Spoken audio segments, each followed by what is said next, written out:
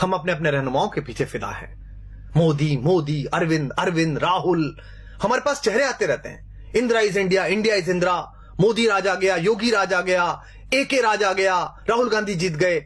हमें पता ही नहीं है कि कुछ वक्त का काम है। मोदी हो, राहुल हो, अरविंद हो, योगी हो, कोई भी है, 5 साल, 10 साल, 25 साल, देश 5000 साल का है और मेरे और आपके जाने के बाद हजारों वर्ष रहेगा। लेकिन सोच के देखिए कि आप कंधार से लेकर ब्रह्म प्रदेश तक थे, लेकिन हमारी इन्हीं चुप्पियों ने और हमारी अपनी अपनी रियासतों, अपने अपने राजाओं के प्रति इन्हीं निष्ठाओं ने इस देश के टुकड़े करा दिए और हम चुप बैठे रहे। और आज हम अपने पूर्वजों को कोसते रहते हैं कि उनके रहते कैसा कैसे बट गया, हमारे रहते हो रहा है। दुष्यंत का एक शेर है, रहनुमाओं की अदाओं पे फिदा है दुनिया, इस बहकती हुई दुनिया को संभालो यारो। प्रधानमंत्री मेरे भी हैं, गृहमंत्री मेरे भी हैं। सदन में बोलने से काम नहीं चलेगा, बाहर एक्शन करके दिखाना पड़ेगा। हमारा एक बेटा वहां जासूसी के आरोप में पकड़ लिया है, बाहर से उठा के ले आए, बंद कर लिया है। हम सदन में चिल्ला रहे हैं, हम सड़कों पे चिल्ला रहे हैं, हम फेसबुक पे आउटरीच दिखा रहे हैं पाकिस्तान के खिलाफ। हम अमेरिका की तरफ मुंह करके कह रहे हैं कि आप पाकिस्तान को आतंकवादी देश घोषित कर दीजिए। क्यों? आपने कर दिया, आप कर दीजिए। सबसे पहले बैठिए पार्लियामेंट में और कहिए कि पाकिस्तान आतंकवादी देश है, हम इससे बातचीत नहीं करेंगे। लेकिन आपने तो उसे मोस्ट फेवर्ड नेशन का बिजनेस स्टेटस दे रखा है। कलेजे पे हाथ रख के बताइए, आप में से कितने लोग हैं जो पाकिस्तान से प्याज नहीं आई तो भूखे मर जाएंगे? आप में से कितने लोग हैं कि अगर पाकिस्तान से कपास नहीं आया तो वो ठंड में मर जाएंगे? और मरते हैं तो मर जाएं हम महाराणा प्रताप की कहानियां पढ़कर बड़े हुए हैं, जहां लोगों ने घास की रोटी खाकर अपने स्वाभिमान, अपनी स्वतंत्रता, अपनी निजता की रक्षा की है। क्या हो जाएगा इन प्रतिबंधों से? अगर नहीं आएगी प्याज, नहीं आएगी वहां से कपास, तो क्या हो जाएगा? भारत के अभूतपूर्व राष्ट्रपति एपीजे अब्दुल कलाम साहब ने तय किया कि भारत की अस्मिता का प्रतीक एक बार परमाणु विस्फोट करके देखा जाए। पोखरण में परमाणु विस्फोट हुआ, पूरी दुनिया ने हम पर प्रतिबंध लगाए, इसी अमेरिका ने हम पर प्रतिबंध लगाए। राष्ट्रवाद के प्रबल समर्थक और राष्ट्र नायक पंडित अटल बिहारी वाजपेयी देश के प्रधानमंत्री थे। उन्होंने सदन के अंदर कहा, हम भूखे रह लेंगे लेकिन हम अपने आत्मसम्मान से समझौता नहीं करेंगे। क्या हो गया हमारा? लगा लिए इस अमेरिका ने प्रतिबंध। उसके बाद हाथ जोड़कर इसी भारत के बाजार के दरवाजे पर आना पड़ा ना अपना माल बेचने के लिए। 125 करोड़ हैं हम, पूरी दुनिया का फैसला कर सकते हैं। इनके बाजार बंद हो सकते हैं हमारे कारण, इनकी दुकानें बंद हो सकती हैं हमारे कारण। इसलिए तय करिए, इन प्रतिबंधों से डरना नहीं है, इनकी गीदड़ भभकियों से नहीं डरना है। ये 2-2 साल, 400-400 साल पहले आजादी लिए हुए देश, ढूंढे गए देश, अपने थोड़े से भौतिक बल के बल पर इस देश की आध्यात्मिक चेतना और इस देश की शक्ति को आंख दिखाते हैं।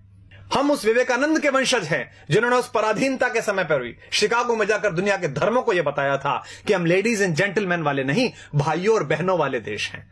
अयम निजः परो वेति गणना लघुचेत साम उदार चरिता नाम तु वसुधैव कुटुंबकम।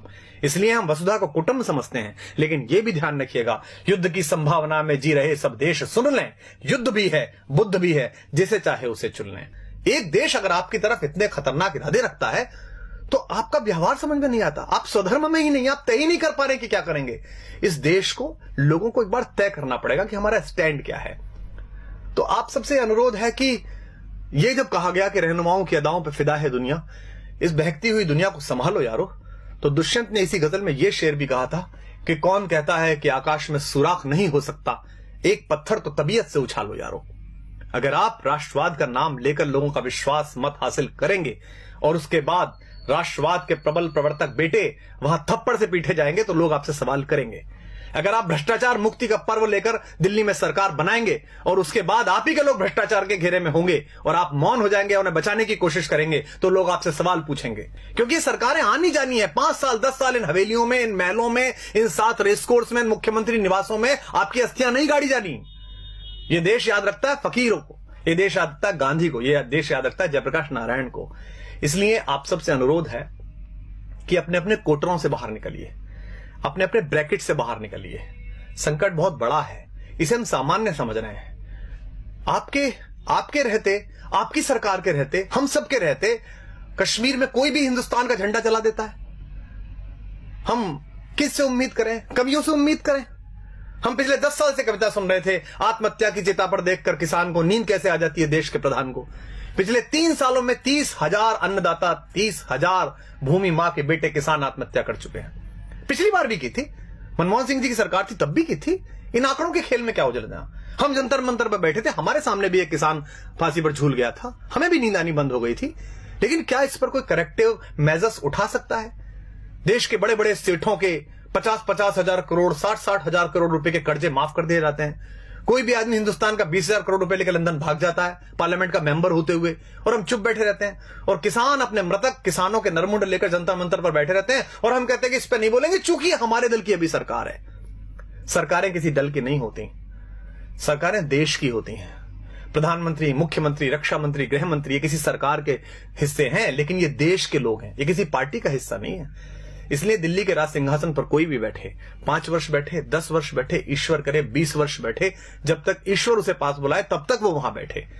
लेकिन आम नागरिक होने के नाते इस पर सवाल उठाना शुरू करिए, अपनी अपनी राजनीतिक कैंचुलियों से बाहर निकलिए। अन्यथा इकबाल ने एक शेर कहा था, हमने उसे गंभीरता से नहीं लिया, और आज हम भारत, पाकिस्तान, बांग्लादेश के 3 टुकड़े देखते हैं। इकबाल ने जब यह शेर कहा था तब बर्मा से लेकर कंधार तक सिर्फ हम थे, हिंदोस्तां थे, सिंध नदी के आर पार पूरा भारत था।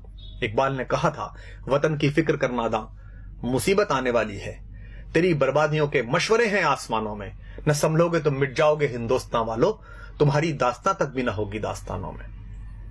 पिछली सरकार पाकिस्तान से बात करती थी तो हम सब लोग और विपक्ष के लोग कहते थे कि देखिए कैसी सरकार है, पाकिस्तान हमले कर रहा है, हम उससे बातचीत कर रहे हैं। बातचीत होनी चाहिए, लोकतंत्र में महत्व यही है कि आप बातचीत करते रहें।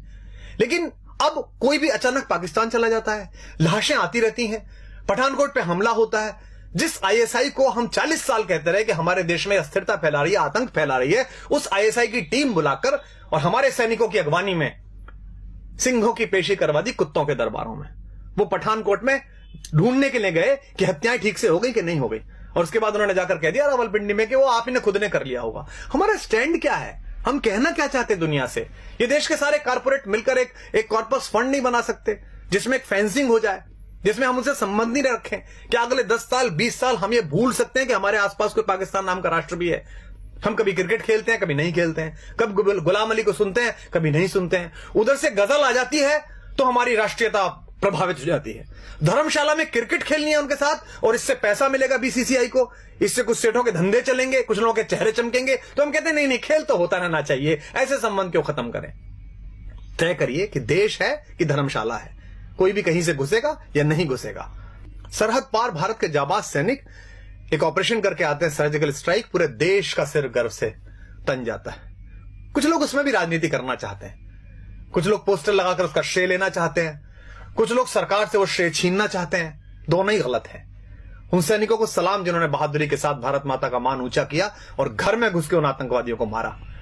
लेकिन उसी सेना का एक सिपाही हमसे शिकायत करता है देश से कि भाई आपके नेता, आपके अफसरों की मिली भगत से मेरी दाल वो खा गए, मुझे हल्दी का पानी पीना पड़ रहा है। तो हम चुप हो जाते हैं। हमको लगता है नहीं अब चुप रहो, सरकार तो अपनी है। वो सिपाही किसका है, सरकार का कि भारत का? वो सिपाही भारतीय जनता पार्टी, आम आदमी पार्टी या कांग्रेस का नहीं है, वो हिंदुस्तान का सिपाही है। अगर आपने उसके हक में बोलना बंद कर दिया तो हिंदुस्तान की माएं अपने बेटों को सजा के सरहद पे भेजना बंद कर देंगी। आप नहीं जाते लड़ने, सैनिक जाता है। इस उंगली में एक पिन घुसा कर देखिए, उससे पता चलता है कितना दर्द होता है। वो सीने पर गोली खाने के लिए तैयार रहता है आपकी दृढ़ता के बल पर। एक सिपाही कहता है कि मुझसे काम कराए जा रहे हैं घरेलू, मेरे प्रति अत्याचार किया जाता है, तो वो गायब हो जाता है, मृत मिलता है, और हम बोलते नहीं है इस पर। मुझे भी याद है, मैं बहुत छोटा था, डॉक्टर मुरली मनोहर जोशी देश के एक बहुत बड़े राष्ट्रवादी नेता, भारत के मानव संसाधन विकास मंत्री बने बाद में, एक प्रखर वक्ता, एक बड़े पढ़े लिखे व्यक्ति, वो लाल चौक पर तिरंगा फहराने के लिए गए थे। जो आज देश के प्रधानमंत्री है नरेंद्र भाई मोदी, वो उस यात्रा के संयोजक थे। हम बड़े खुश थे। हमारे यहाँ कविता लिखी बलबीर सिंह करुण ने, कुछ देशभक्ति के मंत्र वहां हमने जाकर बांचे तो हैं, हम देशद्रोह के विषधर के फन पर चढ़कर नाचे तो हैं, आतंकवाद के अंधड़ को आगे बढ़ ललकारा तो है, धीमा ही सही तमाचा पर उसके मुंह पर मारा तो है। लो हमने जिद पूरी कर दी उस लाल चौक तक जाने की, अगली बारी रावलपिंडी पर यह झंडा फहराने की। हमने कविताएं पढ़ी, तालियां बजाई, मुझे अब भी रोमांच हो रहा है। बहुत अच्छा लगता है जब प्रधानमंत्री दिवाली की छुट्टियों पर सियाचिन जाते हैं, उन सैनिकों को बताने के लिए जाते हैं कि आप मेरे घर के मेंबर हैं। क्या हम में से ऐसा कोई नहीं कर सकता? क्या देश के प्रधानमंत्री, रक्षा मंत्री, देश के गृह मंत्री, मैं साथ चलने के लिए तैयार हूं, आप सब साथ चलने के लिए तैयार हैं। वो पूरे कश्मीर को अपने साथ लें और कश्मीर के लोगों से कहा आइए इस बार का 15 अगस्त लाल किले पर ध्वजारोहण के बाद 2 बजे ध्वजारोहण लाल चौक पर होगा। इतना बड़ा झंडा लगाएंगे हम कि उसकी छाया और उसकी फैर फैर पाकिस्तान तक दिखाई देगी। लेकिन हम बोलते नहीं हैं। लेकिन मैं बोलूंगा और आपको भी बोलना पड़ेगा, क्योंकि स्वर लय ताल छीन लो चाहे, प्राणों से भैरव गाएंगे। हम भी अगर नहीं बोले तो खुद को क्या मुंह दिखलाएंगे। अपनी संततियों के लिए, अपने समय के लिए और अपने देश के लिए खुद को तैयार करिए। अन्यथा ध्यान रखिएगा, जो देश, जो समाज अपने वर्तमान की समीक्षा नहीं करता, उसे इतिहास तो आदर देता ही नहीं है, भविष्य भी उसके लिए रास्ता देने से इनकार कर देता है। तो आप सबसे अनुरोध है, यह कष्ट साझा है, मेरा भी है, आपका भी है, क्योंकि न तेरा है न मेरा है, यह हिंदुस्तान सबका है। नहीं समझी गई ये बात तो नुकसान सबका है। मुझे आशा है कि युग के इस छोटे से चारण की, युग के इस छोटे से चंद्रबरदाई की आवाज इन नवीन पृथ्वीराजों के कान तक पहुंचेगी, इन चंद्रगुप्तों के कान तक पहुंचेगी, चाहे वो दिल्ली के छोटे सिंहासन पर हो या दिल्ली के बड़े सिंहासन पर हो। और आशा है कि अपने सामान्य से नागरिक, एक सामान्य से कवि, एक सामान्य से कार्यकर्ता की बात सुनकर वो इस देश के बारे में गंभीरता से वही सोचेंगे जो ये देश सोचता है। अगर आपको बात ठीक लगी हो तो इसे दूसरों तक पहुंचाइए। इस आवाज को इतनी बड़ी बनाइए कि इस देश की सरकारों को, इस देश में पॉलिसी तय करने वालों को, इस देश की गति नियति की दिशाएं तय करने वाले उन सब लोगों के कानों तक, उनकी आंखों तक यह आवाज पहुंच सके। जय हिंद, जय भारत, वंदे मातरम।